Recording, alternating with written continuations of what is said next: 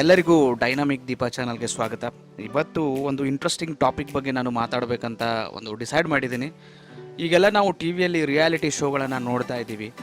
ಈ ರಿಯಾಲಿಟಿ ಶೋಗಳನ್ನು ನೋಡಿದ್ರೆ, ಫಾರ್ ಎಕ್ಸಾಂಪಲ್ ಈಗ ಸಿಂಗಿಂಗ್ ಶೋ ಇದೆ. ನಮ್ಮೆಲ್ಲರ ಎಕ್ಸ್ಪೆಕ್ಟೇಷನ್ ಏನಿರುತ್ತೆಪ್ಪ ಅಂದರೆ, ಒಂದು ಪ್ಯೂರ್ ಸಿಂಗಿಂಗಲ್ಲಿ ಇರ್ಬೋದು, ಒಂದು ಪ್ಯೂರ್ ಕಲೆ ಇರ್ಬೋದು. ಇವೆಲ್ಲವನ್ನು ಎಕ್ಸ್ಪೆಕ್ಟ್ ಮಾಡುವಾಗ, ರೀಸೆಂಟಾಗಿ ನೋಡುವಾಗ ಸಂಗೀತಕ್ಕಿಂತ ಜಾಸ್ತಿ ಬೇರೆ ಡ್ರಾಮಾಗಳೇ ಜಾಸ್ತಿ ಇದ್ದಾವೆ. ಮತ್ತು ಈಗ ನೀವು ಯಾವ ರೀತಿಯಾಗಿ ರಿಯಾಲಿಟಿ ಶೋಗೆ ಸೆಲೆಕ್ಟ್ ಆಗ್ಬೋದು? ಪ್ಯೂರ್ ಟ್ಯಾಲೆಂಟ್ಸ್ ರಿಯಾಲಿಟಿ ಶೋಗೆ ಬರೋದು ತುಂಬ ವಿರಳ. ಅದ್ರ ಬದಲಾಗಿ ನೀವೇನಾದರೂ ಕಾಂಟ್ರವರ್ಸಿ ಮಾಡಿಕೊಂಡ್ರೆ ಸಾಕು, ನೆಕ್ಸ್ಟ್ ಡೇ ನೀವು ಅಲ್ಲೇ ಇರ್ತೀರ ನೀವು.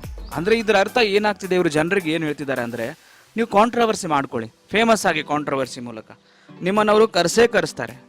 ಈ ರೀತಿಯಾದಂಥ ಒಂದು ಬೆಳವಣಿಗೆ ಅಲ್ಲಿ ಕಾಣ್ತಾ ಇದೆ. ಮತ್ತು ನೀವು ಯಾವುದೇ ರಿಯಾಲಿಟಿ ಶೋ ಗೆಲ್ಲಬೇಕಂದ್ರೆ, ಈಗ ನೀವೊಂದು ಅಮಾಯಕನ ರೀತಿ, ನಾನು ಅಮಾಯಕ, ನನಗೇನೂ ಗೊತ್ತೇ ಇಲ್ಲ, ನನಗೆ ಹೊರಗಿನ ಜಗತ್ತೇ ಗೊತ್ತಿಲ್ಲ ಅನ್ನೋ ಥರ ಆ್ಯಕ್ಟ್ ಮಾಡಿದರೆ ಸಾಕು, ನೀವು ಆರಾಮಾಗಿ ಗೆಲ್ಬೋದು. ನನಗೂ ಗೊತ್ತಾಗ್ತಿಲ್ಲ ಯಾಕೆ ನಮ್ಮ ಜನರು ಇಷ್ಟು ಸಿಂಪತಿಗೆ ಒಳಗಾಗ್ತಿದ್ದಾರೆ, ಬೇಗನೆ ಒಂದು ರೆಸ್ಪಾಂಡ್ ಮಾಡ್ತಿದ್ದಾರೆ ಅಂತ.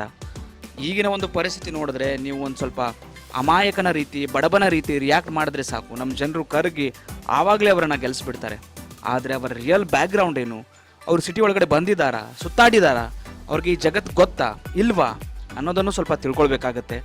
ಸಿಂಪಲ್ಲಾಗಿ ನಾವು ನೋಡಿದ್ದೇ ಒಂದು ನಿಜ ಅಂತ ತಿಳಿತಿದ್ದೀವಿ. ಈಗ ಇನ್ಸ್ಟಾದಲ್ಲಾಗಲಿ ಅಥವಾ ವಾಟ್ಸಪ್ಪಲ್ಲಿ ಬರೋ ಮೆಸೇಜಸ್ ಆಗಲಿ, ಅಥವಾ ತುಂಬ ರೀಲ್ಸ್, ಆಮೇಲೆ ಸ್ಟೋರಿ ಪ್ರೊಮೋಸ್ ಎಲ್ಲ ಹಾಕ್ತಾರೆ ನಮ್ಮ ರಿಯಾಲಿಟಿ ಶೋಗಳು.